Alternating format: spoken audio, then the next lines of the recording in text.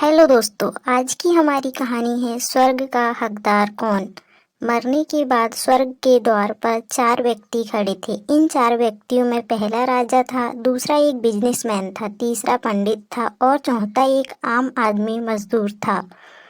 किसी को यह पता नहीं था कि कौन स्वर्ग के अंदर प्रवेश कर पाएगा और कौन वहीं से वापस लौटा दिया जाएगा। सब स्वर्ग का दरवाजा खुलने की राह देख रहे थे और आपस में बातें कर रहे थे।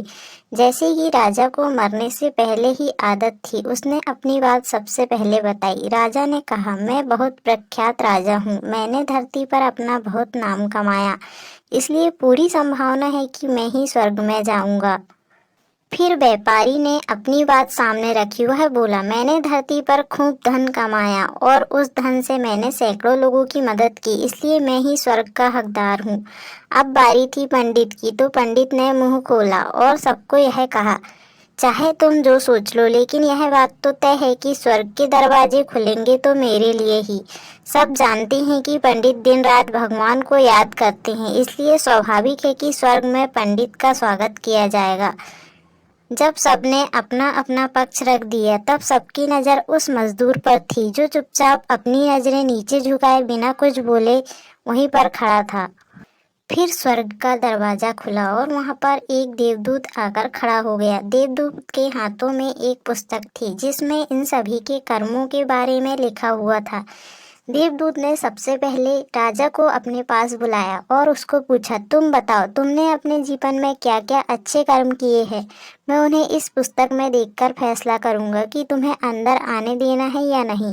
राजा ने कहा, मेरा राज्य जितना बड़ा था उतना ही समृद्ध और मेरी राज्य के सभी लोग खुशहाल थे। सभी बड़े आनंद से रहते थे। मैं उन्हें कभी भी किसी भी चीज़ की कमी नहीं होने दी। यही मेरे अच्छे कर्म हैं। देवदूत ने अपनी पुस्तक में देखा और देखने के बाद राजा से कहा, तुम सच बोलते हो। तुमने अपने राज्य की प्रजा को बहुत सुखी रखा था, लेकिन तुमने अपने राज्य की सीमा बढ़ाने के लिए जितने युद्ध किए थे, उन युद्ध की वजह से हजारों सैनिकों ने अपनी जान गंवा दी थी। उन हजारों सैनिकों के परिवार के दुख का कारण तुम बने थे, इसलिए तुम स्वर्ग में नहीं आ सकते। अब बारी व्यापारी की थी। व्यापारी ने जब देवदूत से पूछा कि तुम्हारे अच्छे कर्म क्या है, तब व्यापारी ने उनसे कहा, मैंने सैकड़ों लोगों को खाना खिलाया है, कई आश्रमों में दान दिया, कई निराश्रित लोगों के लिए घर बनवा दिया है। यह मेरे अच्छे कर्म हैं। देवदूत ने फिर से अपने पुस्तक में ध्यान से देखा और देखने के बाद व्यापारी से कहा, तुम्हारा कहना भी ठीक है कि तुमने बहुत दान धर्म किया है, लेकिन यह दान धर्म तुमने जिन पैसों से किया है, उन पैसों को कमाने के लिए तुमने न जाने कितने झूठ बोले हैं, कितनी हेरा फेरिया की है और कितनी मिलावटें की है, इसलिए तुम भी स्वर्ग में नहीं आ सकते। जब पंडित से यही सवाल किया गया तो पंडित ने बड़े ही आत्मविश्वास के साथ कहा, मैंने अनगिनत लोगों को ज्ञान दिया है, हजारों यज्ञ और पूजाएं की है और दिन रात भगवान का जाप किया है। इसमें अच्छे कर्म और क्या हो सकते हैं।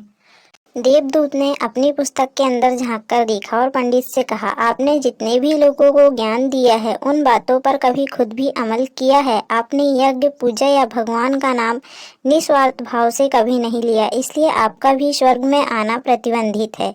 मजदूर यह सब देखकर हैरान था। वह अब तक जिन्हें महान समझता आ रहा था, उनकी व्याख्या स्वर्ग के दरवाजे पर आकर बदल गई थी। धरती पर जिन कामों को अच्छा समझा जाता था, उनका यहाँ पर कोई मूल्य नहीं था।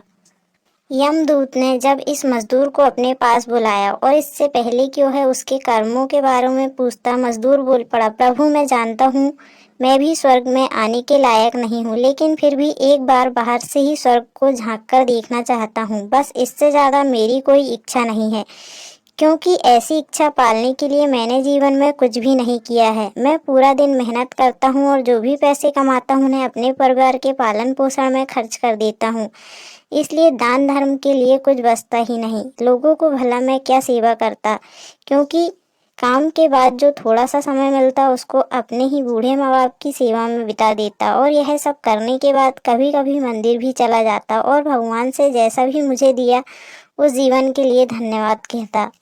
देवदूत ने अपनी पुस्तक में बड़े ध्यान से देखा और थोड़ी देर देखते ही रहा। फिर उसने मजदूर से पूछा कि तुम याद करके बताओ, तुमने कभी तो कोई अच्छा काम किया होगा। मजदूर ने थोड़ी देर सोचने के बाद बोला, हाँ मुझे थोड़ा थोड़ा याद है। एक बार मैं बहुत भूखा था और खाना खाने ही बैठा था कि एक बहुत ही कमजोर कुत्ता जो ठीक से चल नहीं पा रहा था, वह मेरे पास आया और मेरे खाने को देखने लगा। तब मैंने अपनी रोटी उसे खिला दी और उस दिन मैं खुद भूखा सोया था। मजदूर की बात सुनने के बाद देवदूत मुस्कुराया और मजदूर को बड़े सम्मान के साथ स्वर्ग के अंदर लेकर गया। सीख: अच्छे कर्म लोभ मोह माया इन सब भाव में आकर नहीं किए जाते और न ही उन्हें अच्छे कर्मों की श्रेणी में गिना जाता है। निस्वार्थ भाव से किया गया एक ही अच्छा कर्म भी आपके जीवन के सारे पाप धोने की शक्ति रखता है। इसलिए जब भी मौका मिले निस्वार्थ भाव से अच्छे मन से कर्म किया करें।